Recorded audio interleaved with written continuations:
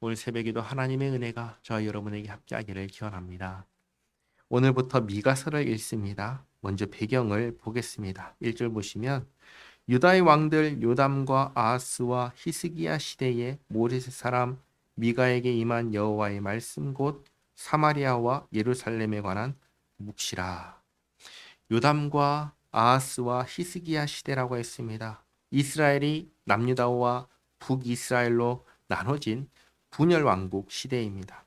그리고 히스기야 왕 때 북이스라엘이 멸망하게 됩니다. 아수르가 정복하고 북이스라엘 사람들은 다른 지역으로 보내버립니다. 그리고 이방인을 이제 북이스라엘 지역으로 이주를 시킵니다. 이렇게 해서 북이스라엘 지역을 완전히 이방인의 지역으로 만들어 버립니다. 물론 남아있는 북이스라엘 사람들도 있지만 이방인과 이제 아주 섞여 버리는 것이죠. 이들을 신약 시대에 사마리아인이라고 부르면서 부정한 존재, 더러운 존재로 여깁니다. 이 일이 일어나기 전에 하나님께서 선지자 미가를 통하여 하신 말씀입니다. 사마리아와 예루살렘에 관하여 말씀하셨으니 다르게 말하면 북이스라엘과 남유다에 관하여 하신 말씀입니다. 2절에 백성들아 너희는 다 들을지어다. 땅과 거기에 있는 모든 것들아 자세히 들을지어다. 주 여호와께서 너희에게 대하여 증언하시되 곧 주께서 성전에서 그리하실 것이니라. 여호와께서 그의 처소에서 나오시고 강림하사 땅의 높은 곳을 밟으실 것이라. 하나님께서 강림하시는 날이 어떤 날이냐면 심판하시는 날입니다. 하나님께서 강림하시면 그 아래에서 산들이 높고 골짜기들이 갈라지기를 불 앞에 밀초 같고 비탈로 쏟아지는 물 같을 것이니. 왜 하나님께서 강림하시면 땅의 높은 곳을 밟아버리시고 산들은 녹아버리고 골짜기들은 갈라질까요? 그 이유는 하나님의 강림하심이 상을 주기 위한 강림하시는 게 아니라 벌하기 위해서 강림하는 것이기 때문입니다. 심판은 재판하는 겁니다. 재판은 판단하는 겁니다. 선을 행했다면 상을 주시고 악을 행했다면 벌을 주시는 겁니다. 그런데 판단이 끝난 것이죠. 악을 행한 걸로 판단이 끝난 겁니다. 그래서 벌을 주기 위해서 강림하시는 겁니다. 자, 그러면 남유다와 북이스라엘이 범한 죄악이 무엇인가? 5절에 이는 다 야곱의 허물로 말미암음이요 이스라엘 족속의 죄로 말미암음이라. 야곱의 허물이 무엇이냐? 사마리아가 아니냐? 유다의 산당이 무엇이냐? 예루살렘이 아니냐? 북이스라엘의 수도는 사마리아입니다. 남유다의 수도는 예루살렘입니다.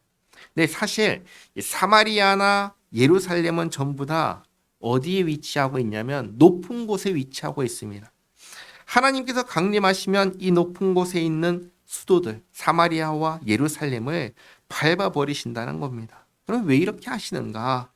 사마리아와 예루살렘을 보면 지금 어떤 상황인지 알 수 있습니다. 어떤 상황인가?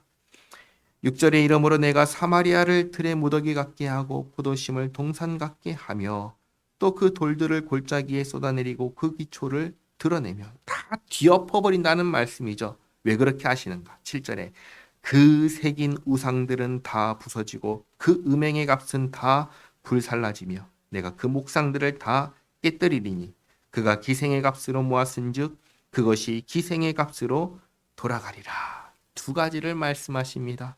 우상과 음행. 하나님께서 이스라엘을 약속의 땅에 들이시며 절대로 이 땅의 원주민과 같이 행하지 말라 하셨습니다. 그 뭐냐? 절대로 우상 숭배하지 말라 하셨습니다. 절대로 음행을 행하지 말라 하셨습니다. 이 땅에는 기생은 있을 수 없다라고 하셨는데 금지하신 이 일들을 이스라엘이 하고 있었던 것입니다. 8절에 이러므로 내가 애통하며 애곡하고 벌거벗은 몸으로 행하며 들개같이 애곡하고 타조같이 애통하리니. 누가 애통하고 애곡하지요? 내가 누굽니까? 미가 선지자입니다. 하나님의 심판을, 하나님의 징벌이 장차 이루어질 것을 지금 미리 바라보고 있는 겁니다. 그걸 보면서 온몸으로 미가 선지자가 애통하고 애곡하고 있는 겁니다. 그런데 이런 징벌이 앞으로 일어날 것을 미리 봤다면 울 게 아니라 이런 일을 일어나지 않도록 막아야 하지 않겠습니까? 그런데 그게 안 되는 겁니다. 막을 수가 없는 겁니다. 왜냐? 9절에 이는 그 상처는 고칠 수 없고 그것이 유다까지도 이르고 내 백성의 성문 곧 예루살렘에도 미쳤음이니라. 이 부패와 타락이 도무지 고칠 수가 없는 겁니다. 안 되는 겁니다. 끝나버린 겁니다. 그렇기에 하나님께서 벌하시는 겁니다. 10절에 가드에 알리지 말며 도무지 울지 말지어다. 가드는 블레셋의 수도입니다. 블레셋은 남유다의 적국입니다. 우리나라가 망했다는 소식을 이들이 들으면 좋아할 거니까 적국에 알리지 말아라. 내가 베들레아브라에서 티끌에 굴렀도다. 티끌에 굴렀다는 것은 너무나 슬퍼했다는 겁니다. 이 성경을 보면은 너무나 괴롭고 슬플 때 그것을 온몸으로 나타내 보여줬는데 어떻게 나타냈는가? 티끌과 재를 뒤집어 쓰는 걸로 나타냈고 또는 옷을 찢는 걸로 나타냈고 또는 금식하는 걸로 나타냈습니다. 이제 10절부터 15절까지는 전부 다 뭐냐면 슬퍼하라, 애통하라는 말입니다. 11절에 사빌 주민아 너는 벗은 몸의 수치를 무릅쓰고 나아갈지어다. 사한한 주민은 나오지 못하고 벳에셀이 애곡하여 너희에게 의지할 곳이 없게 하리라. 마롯 주민이 근심 중에 복을 바라니 이는 재앙이 여호와께로 말미암아 예루살렘 성문에 임함이니라. 라기스 주민아 너는 준마의 병거를 메울지어다. 라깃은 딸 시온의 죄의 근본이니 이는 이스라엘의 허물이 내게서 보였음이니라. 이러므로 너는 가드 모레셋에 작별하는 예물을 줄지어다. 망했으니까 작별하는 예물을 주는 것이죠. 악십의 집들이 이스라엘 왕들을 속이리라. 마레사 주민아 내가 장차 너를 소유할 자로 내게 이르게 하리니 이스라엘의 영광이 아둘람까지 이를 것이라.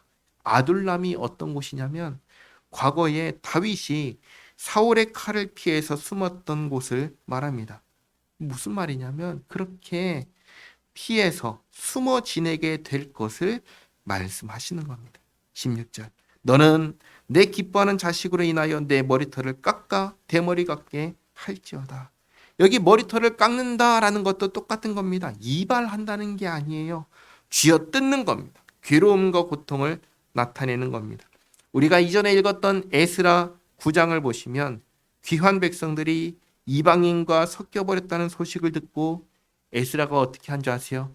기가 막혀 앉아가지고 머리와 수염을 쥐어뜯었습니다. 그걸 지금 말하는 겁니다. 그럼 왜 그렇게 하는가? 16절 하반절에 내 머리가 크게 벗어지게 하기를 독수리 같게 할지어다. 이는 그들이 사로잡혀 너를 떠났음이라. 아멘. 내가 기뻐하는 내 자식들이 사로잡혀 갔기 때문에 그 슬픔을 이렇게 표현하는 겁니다. 물론 지금 1장에서 말씀하시는 일들은 지금 당장 일어날 일은 아닙니다. 장차 일어날 일입니다. 그 일이 일어났을 때 이렇게 될 것을 미리 보여주신 것입니다.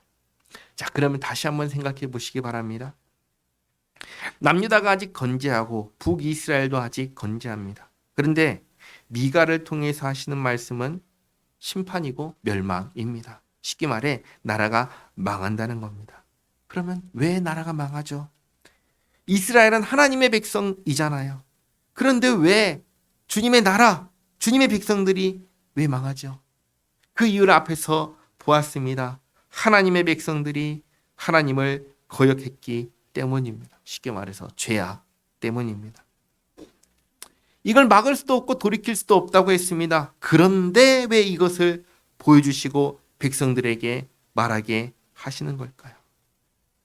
그 이유는 적어도 이 심판의 말씀을 듣는 사람 가운데 살 사람이 있기 때문입니다. 그 사람들, 몇몇 사람들을 위해서 말하게 하시는 겁니다. 이 멸망을 돌이킬 수는 없습니다. 그러나 듣고 돌아서는 개개인의 사람들이 있기 때문에 전하게 하신 겁니다. 그 시대에 귀 있는 사람들이 들어서 살았습니다. 그 후대에도 귀 있는 사람들이 들어서 살았습니다. 오늘날 저와 여러분도 마찬가지입니다. 이 말씀을 보면서 이래서 망했구나, 이러면 안 되는구나 깨닫게 하시고 돌이키게 하시는 겁니다. 결국 이 심판의 말씀도 결국은 우리를 살리기 위해서 주시는 말씀입니다. 마지막 날에 주님께서는 심판하십니다. 그때 무엇을 보십니까? 우리의 행위를 보십니다. 우리가 선을 행했다면 상을 주실 것이고 악을 행했다면 벌을 주실 것입니다. 그 심판을 앞두고 우리 자신을 돌아보시기 바랍니다. 상 받을 게 있나요? 사실 우리는 상 받을 게 없습니다. 잘 돌아보면 우리에게 있는 것은 잘도 아니에요. 그냥 돌아보면 벌 받을 것밖에 없다. 정직하게 우리를 볼 때 그것이 우리의 고백입니다. 이 위태한 현실을 주목하시기 바랍니다. 그리고 그런 우리를 구원하기 위해서 보내주신 예수님을 의지하시기 바랍니다. 예수님 안에서 우리의 선행과 상관없이 예수님 안에서 구원이 있다는 사실을 기억하며 망하는 길에서 벗어나 생명의 길로 주님 기뻐하시는 삶을 살기 위해 힘쓰는 우리 모두가 되기를 바랍니다. 기도하겠습니다. 하나님 감사합니다. 하나님께서 마지막 날에 심판하실 때 저희의 행위를 따라 판단하심을 기억하게 하시니 감사합니다. 저희 행위로는 벌받아 마땅하나 예수님 안에서 베푸신 구원의 은혜를 기억하며 감사드립니다. 구원 받은 자로서 죄악으로 돌아가지 않게 하옵소서. 언제나 선을 행하며 주님 기뻐하시는 삶을 살아가는 저희 모두가 되게 하옵소서. 오늘도 주님과 함께 살아가는 복된 한날 되게 하옵소서. 예수님의 이름으로 기도하옵나이다. 아멘.